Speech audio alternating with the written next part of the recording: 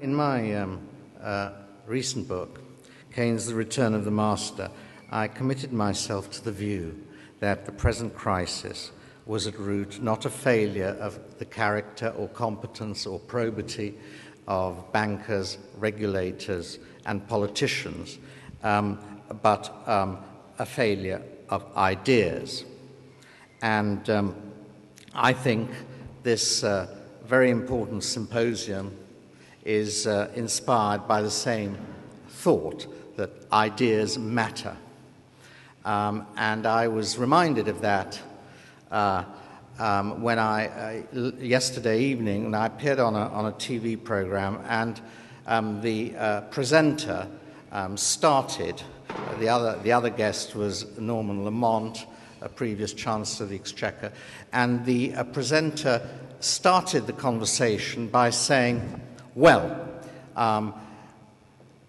we all agree that the most important problem facing us is the hole in government finances. What are we going to do about it? Then he turned to me, and I said, I disagree. The biggest problem facing us is the hole in the economy. And what are we going to do about that? And I just thought, I immediately thought, well, what models of the economy have we in mind in making those two different statements? So I wanted to say to him, well, what model of the economy are you talking from? But I realized that would be a useless question under the circumstances. So we then carried on from there. In a way, it's very appropriate, as Professor Mirowski said, that we should be talking about Hayek and Keynes, because all the rest of economics, macroeconomics, I should say, is useless in getting a handle on what's gone wrong in the last 2 or 3 years and what we should do about it. The hardline version of rational expectations theory and the efficient market hypothesis tell us nothing about either the causes of or remedies for great slumps, because they exclude by assumption the possibility of their occurring. Robert Lucas's statement, I guess we're all Keynesians in the foxhole, is a flag of surrender in terms of the model with which he's chiefly associated.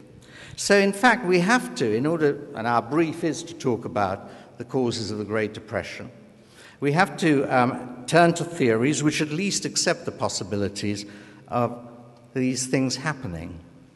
And of course, the Austrian and the Keynesian schools are the two that do so. And they've got to be the building blocks, probably, they're not the last word, the building blocks of a new macroeconomics. And I think there's some interesting resemblances between them, which I'll come to right at the end.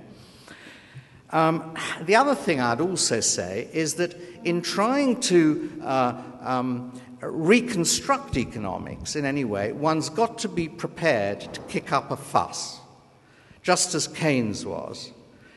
One is not going to convert the majority of the existing economics profession to a new paradigm. That is not going to happen. It's too deeply entrenched. It's got 200 years of history, intellectual history behind it, and it's got a huge institutional structure. So actually, one's got to be prepared to kick up a fuss. And I think we are, or some of us are. In the run-up to the Great Depression, it's easier to specify the model in Hayek's mind than the model in Keynes's mind. I mean, Hayek was a Walrasian. And therefore he believed that a market economy could be sufficiently specified as a set of simultaneous equations. That was Hayek then, in the late 1920s. And then Walras's initial model excluded considerations of time but later renditions were divided into two periods, where capital goods produced in the first period only yielded output in the second. And so this extended model implicitly introduced the concept of intertemporal equilibrium. And this became the bedrock of the Austrian theory of capital and interest. But it was only with Lindahl and Hayek that the importance of time was explicitly addressed. In his seminal paper, Intertemporal Price Equilibrium and Movements in the Value of Money, published in 1928, Hayek identified money famously as a loose joint in the theory of intertemporal equilibrium. And the theory of money, he said, should concern itself with the conditions under which money could be kept neutral, which Hayek, following Wicksell, took to mean a situation in which the market rate of interest equaled the natural rate. And then if it was below it, you had a cumulative boom. If it was above it, there's a cumulative slump. And the main conclusion Hayek drew from this analysis was that money could only be kept neutral if banks were prevented from creating credit. Hayek's model, he illustrated it. People were fond of parables at that time. Economist Keynes, in the Treatise on Money, had the banana parable, rather famous one, and Hayek had another one from prices and production. The situation, he wrote, following an injection of money by the banking system, would be similar to that of a people on an isolated island if, after having partially constructed an enormous machine that was to provide them with all the necessities, they found they had exhausted all the savings and available free capital before the new machine had been finished. They would then have no choice but to abandon the work on the new process and devote all their labors to producing their daily food without any capital. One important implication of this metaphor was that malinvestment, which is what Hayek called this investment in excess of voluntary savings, leads inevitably to a destruction of part of the capital stock. What happens to employment as it adjusts to producing with a reduced capital stock? That's unclear in Hayek. Is there such a thing as Hayekian unemployment? I don't know. The only clear message from Hayek's account is that following the liquidation of the malinvestments and return to less roundabout forms of production, the community is a lot poorer and has to stay poorer until savings pick up again. Keynes's starting position is harder to define since his ideas were in a state of flux, and it's difficult to talk of a distinctive Keynesian model before the Great Depression since he had not yet developed a theory of output. The two pre-Depression books he wrote can be read as explanations of the tendency of economies to experience deep price fluctuations. And he used the quantity theory of money as his analytic framework.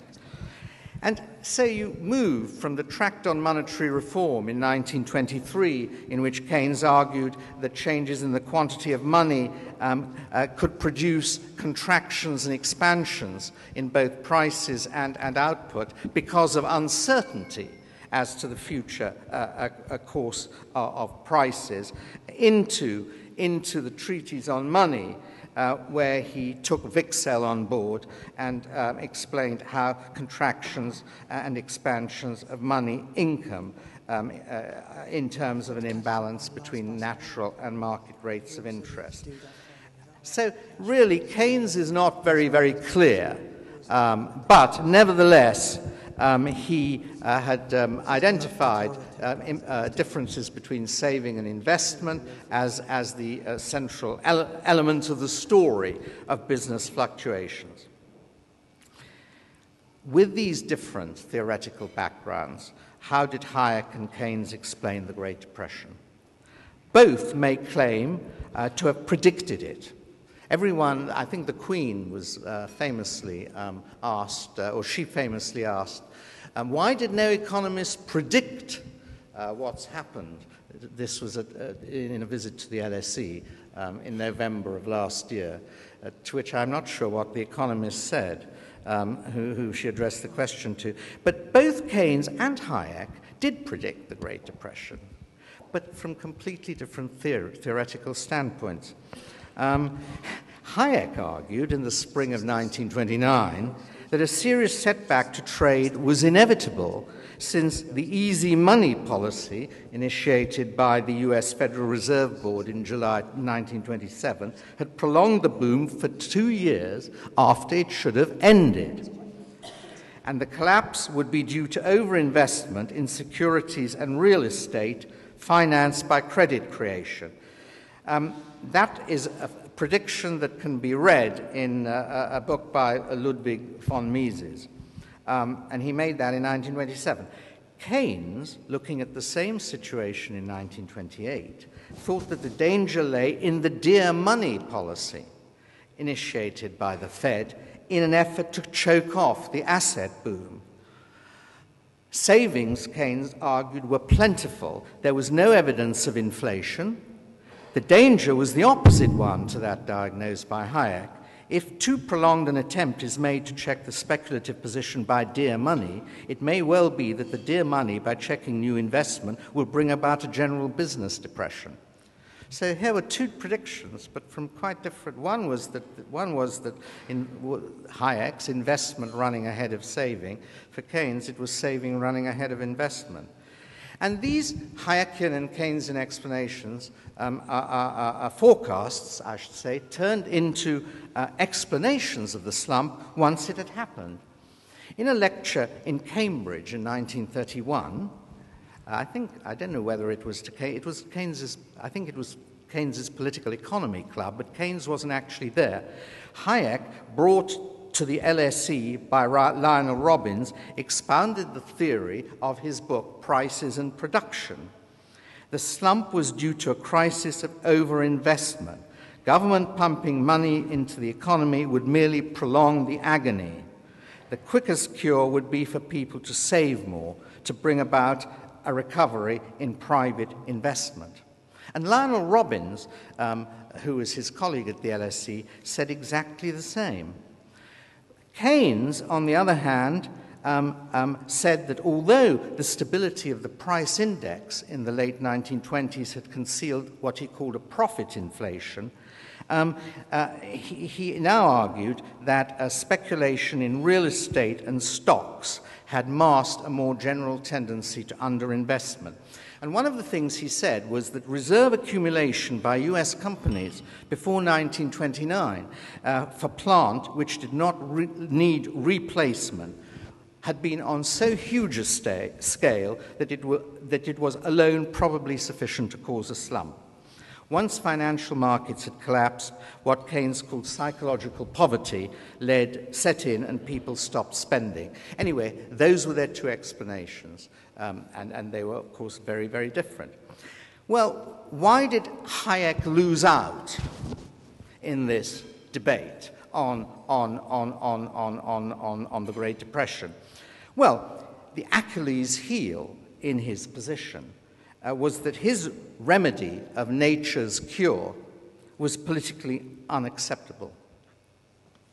But his position was also, in my view, and Bruce may disagree with that, analytically incoherent, as Pierre Schraffer pointed out in a devastating review of Prices and Production in 1932. Schraffer singled out for attack Hayek's claim that a structure of production built on credit was less stable than one built on voluntary saving. Credit creation, he argued, produced an increased flow of voluntary saving on the part of those who received the credit facilities, so there would never be a shortage of voluntary saving. And therefore the structure of production there was no need to liquidate the structure of production created by it. And Hayek really, what Schraffer was doing was accepting Hayek's premises, but actually demolishing the conclusions he drew from them. Well, they'd got themselves into very muddy water in the way, both theorists, in the way they defined saving, in the way they defined investment, and Keynes, in the end, extricated himself from that whole natural rate, market rate confusion with the theory of effective demand, and by replacing the theory of a unique full employment equilibrium with the possibility of underemployment equilibrium. This gave him both an explanation and a cure for persisting depression. Hayek's fate was less fortunate. As nature's cure failed to produce recovery, Hayekians deserted to the Keynesian camp, and a particular poignant act of a renunciation was that of Lionel Robbins. He conceded that whatever the validity of Hayek's explanation of the origins of the slump in terms of overinvestment, its sequelae were completely swamped by vast deflationary forces. The cure recommended by Hayek was as unsuitable as denying blankets and stimulants to a drunk who had fallen into an icy pond on the ground that his original trouble was overheating. In the aftermath of the Depression, Hayek retooled. He came to abandon his earlier Valrasian framework. He never accepted Arrow de Breu, Robert Lucas, the new classical economics. He believed, that is, that once you introduce money into the causal nexus, cumulative processes resulted, which made Valrasian equilibrium theory irrelevant to an understanding of how economies behaved. Thus far, he came to agree with Keynes. But what kept him out of the Keynesian camp, then? It was that he feared the inflationary consequences of a Keynesian cure for a slump and a hatred of central planning. Whereas Valrasian tâtonnement had suggested the image of a central computer equipped with full information about prices and preferences, Soviet central planning conjured up for him a nightmare system of total control. And he attacked both strands, the Keynesian inflationary strand and the totalitarian central planning strand, in his classic polemic, The Road to Serfdom. In post-war years, Hayek came to be revered as a philosopher of freedom, but marginalized as an economist, because he lacked both a model and a policy. I just want to conclude by looking at this debate in the light of what's happened in the last 2 or 3 years. Because it's resurfaced again. These traditions are the only ones that have anything really interesting to say about the causes of the recent Great Recession. For those who believe that the market economy is adequately self-regulating, a collapse of the kind we have just experienced must be due to exogenous shocks. And this is the setting for the money glut explanation. On the other hand, the alternative saving glut theory of the slump is derived from the Keynesian view that slumps are caused by saving running ahead of investment. So you have this sort of replay, in a way, of these explanations. There's a sense in which Hayek and Keynes are closer to each other than either are to the new classical economics, which has for so long been mainstream, and that's because they both recognize the crucial importance of money. They both rejected a method of theorizing which ignored the role of money, banks, credit risks, defaults, and so on. Admittedly, they explained the role of money in different ways. For Hayek, it remained essentially a disturbing force in an otherwise smoothly adjusting barter-type system, whereas for Keynes, it was the store value function of money which was key, based on the existence of inescapable uncertainty, and that explained the instability of investment, liquidity preference, and their consequences for the equilibrium of the real economy. I just want to say a last word. It's often said that a Hayekian approach sheds more light on the recent financial collapse than a Keynesian one.